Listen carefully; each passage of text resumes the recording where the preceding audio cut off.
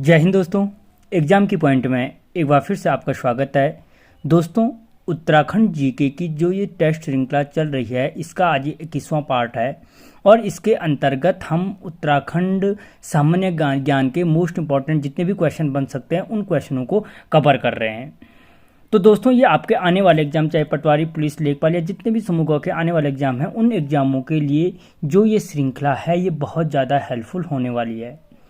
तो देखते हैं दोस्तों, आज का जो पहला क्वेश्चन है, बुरांस का वृक्ष कितनी ऊंचाई पर पाया जाता है।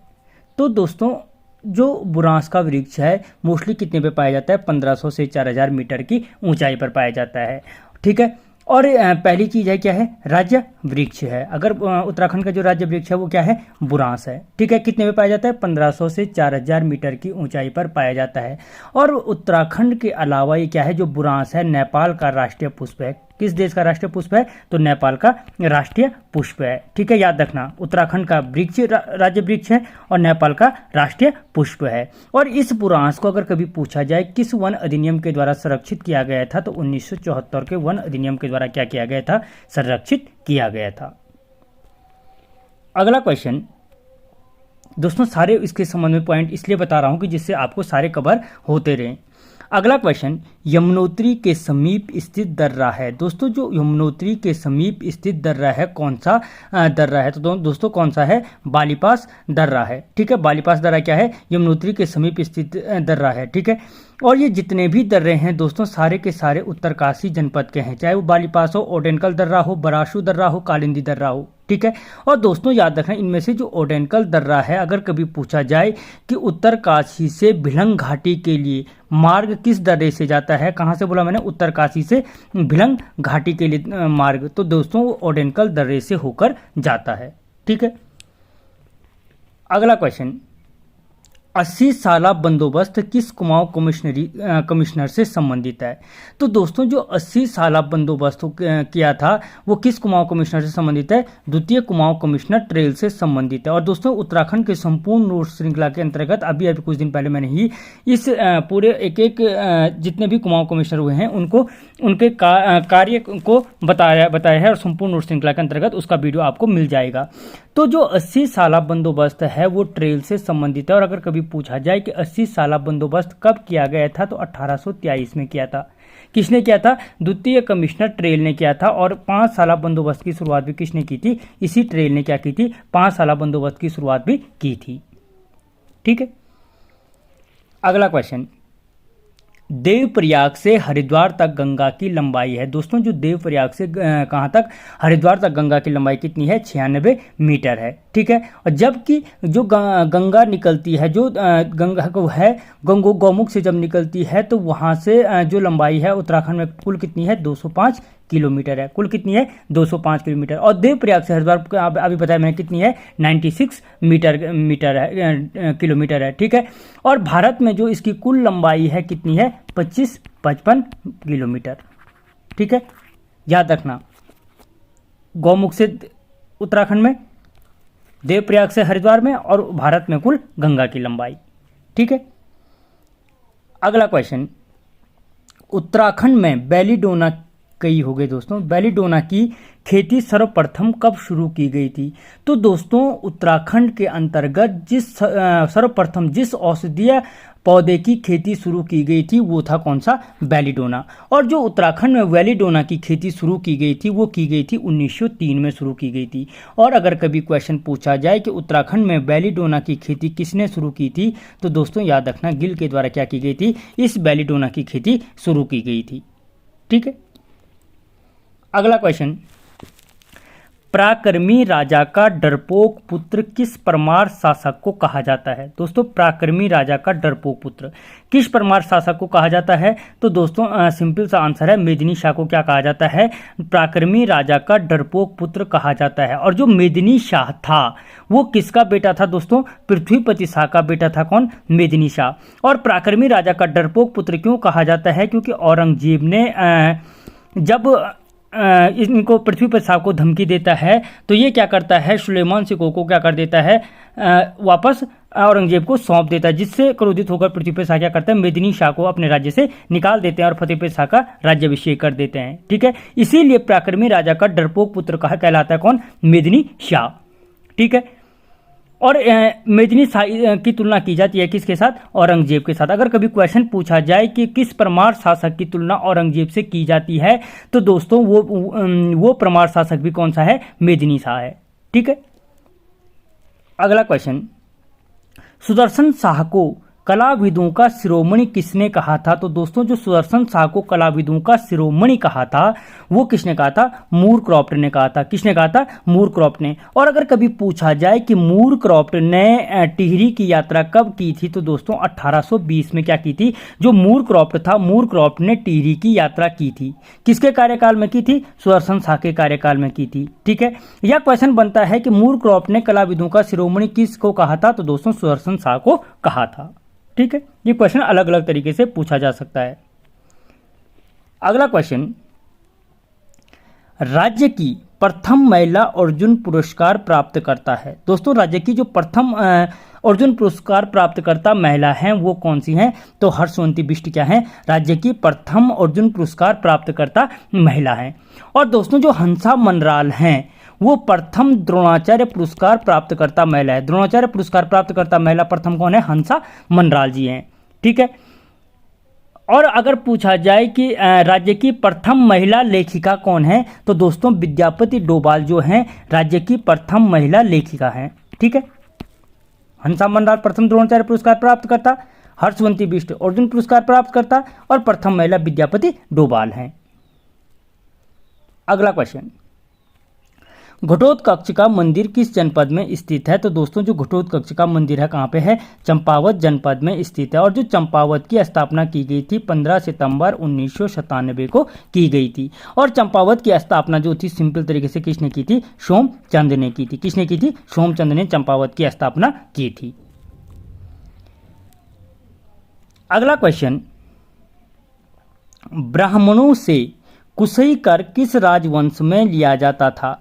तो दोस्तों पहली चीज कि ब्राह्मणों से कौन सा कर लिया जाता था, तो कुशई कर लिया जाता, या कुशई कर का संबंध किससे है, किससे लिया जाता था, तो ब्राह्मणों से लिया जाता था। और किसके द्वारा लिया जाता था, तो दोस्तों गोरखाओं के द्वारा लिया जाता था। और एकमात्र गोरखा काल ऐसा है जिन्होंने क्या किया, ब्राह्मणों पर कर लगाया था, याद रखना।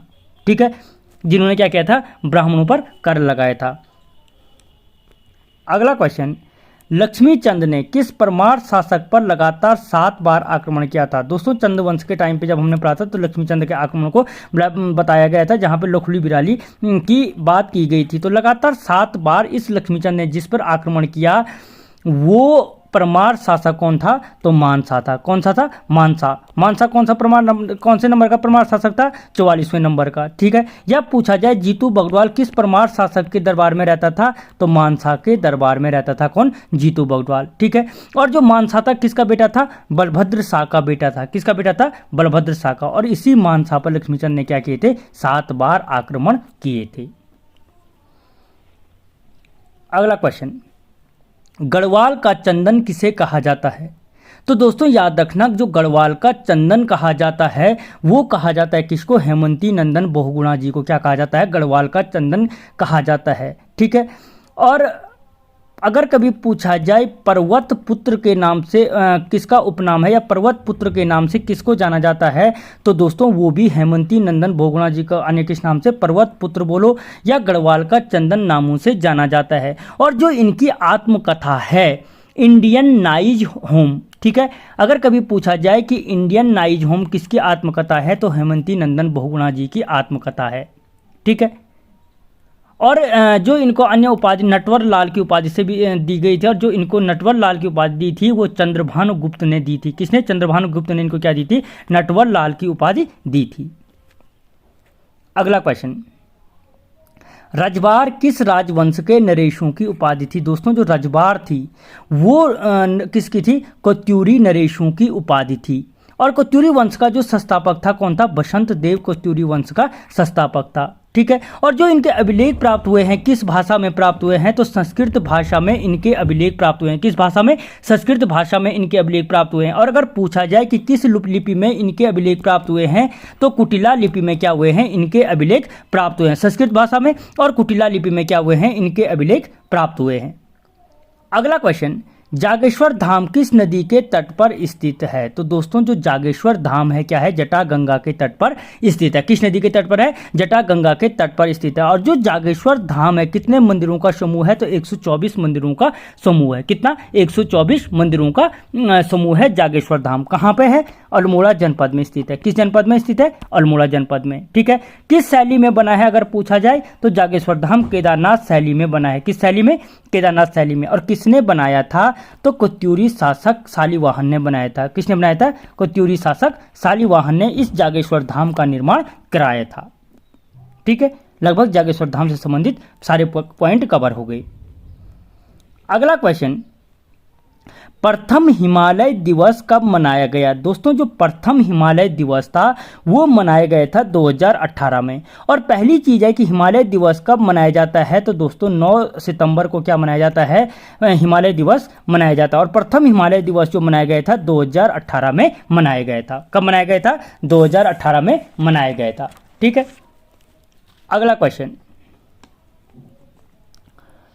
पुरुषों द्वारा खंबे के शिखर पर चढ़कर किया जाने वाला नृत्य है। दोस्तों जो पुरुषों द्वारा खंबे के शिखर पर चढ़कर जो नृत्य किया जाता है उस नृत्य को क्या कहते हैं, तो दोस्तों लंगवीर नृत्य के नाम से जाना जाता है। जिसमें क्या करते हैं, पुरुष खंबे के शिखर पर चढ़कर अपनी प्रेमिका की याद में नृत्य करते हैं। या अगर पूछा जाए कि किस नृत्य को नट नृत्य के नाम से जाना जाता है, तो दोस्तों इसी लंगवीर नृत्य को नट नृत्य के नाम से भी जाना जाता है। ठीक है। अगला क्वेश्चन, उत्तरांचल उत्थान परिषद का गठन कब किया गया? दोस्तों जो उत्तरांचल उत्थान परिषद का गठन किया गया था 1988 में किया गया था। कब किया गया था? 1988 में। और अगर पूछा जाए उत्तरांचल उत्थान परिषद का गठन किसके द्वारा किया गया था, तो दोस्तों शोभन सिंह जिन्ना जी के द्वारा क्या किया गया था, उत्तरांचल उत्थान परिषद का गठन किया गया था। और जो शोभन सिंह जिन्ना थे इन्हीं के द्वारा क्या किया गया था, जो पताका नामक समाचार पत्र है। कौन सा? पताका समाचार पत्र। तो पताका समाचार पत्र का संपादन भी किसके द्वारा किया गया था? शोभन सिंह जिन्ना के द्वारा किया गया था। ठीक है। अगला क्वेश्चन, राज्य के अंतर्गत हरिद्वार जनपद में लिंग अनुपात है। दोस्तों जो राज्य के अंतर्गत हरिद्वार जनपद में लिंग अनुपात है वो कितना है, तो हरिद्वार जनपद का लिंग अनुपात है कितना? 880। और जो सबसे राज्य में सबसे कम लिंग अनुपात किस जनपद का है, तो वो भी हरिद्वार जनपद है राज्य में जिसका लिंग अनुपात क्या है? सबसे कम है। ठीक है। अगला क्वेश्चन, पौड़ी को गढ़वाल मंडल का मुख्यालय कब बनाया गया? तो दोस्तों जो पौड़ी को गढ़वाल मंडल का मुख्यालय बनाया गया था वो बनाया गया था 1869 में। कब बनाया गया? 1869 में। ठीक है। और अगर दोस्तों पौड़ी जनपद का जो गठन की बात की जाए कि कब गठन किया गया, तो 1840 में क्या किया गया था? पौड़ी जनपद का गठन किया गया था। और अगर क्वेश्चन पूछा जाए कि पौड़ी को हिल स्टेशन कब घोषित किया गया, तो दोस्तों 1992 में पौड़ी को क्या किया गया? हिल स्टेशन घोषित किया गया था। ठीक है। ये 3 क्वेश्चन है अलग अलग। अगला क्वेश्चन, खास पट्टी आंदोलन का संबंध किस जनपद से है? तो दोस्तों जो खास पट्टी आंदोलन का संबंध है वो टिहरी जनपद से संबंधित है। और अगर पूछा जाए कि खास पट्टी आंदोलन किसके विरोध में किया गया था, तो दोस्तों जो भूमि बंदोबस्त था, टिहरी रियासत में भूमि बंदोबस्त के विरोध में क्या किया गया था? भूमि बंदोबस्त के लिए क्या किया गया था? खास पट्टी आंदोलन किया गया था। और कब हुआ था खास पट्टी आंदोलन, तो दोस्तों याद रखना 1906-7 में क्या हुआ था? टिहरी में खास पट्टी आंदोलन हुआ था। तो दोस्तों यहाँ पे ऑफिशियली 20 क्वेश्चन और लगभग 40 से 50 क्वेश्चनों को हमने डिस्कस किया, क्योंकि हर क्वेश्चन के साथ 3, 4, 5 क्वेश्चन थे। तो दोस्तों आपको वीडियो कैसा लगा मुझे कमेंट बॉक्स में जरूर बताना। मिलता हूँ अगले वीडियो में, तब तक जय हिंद।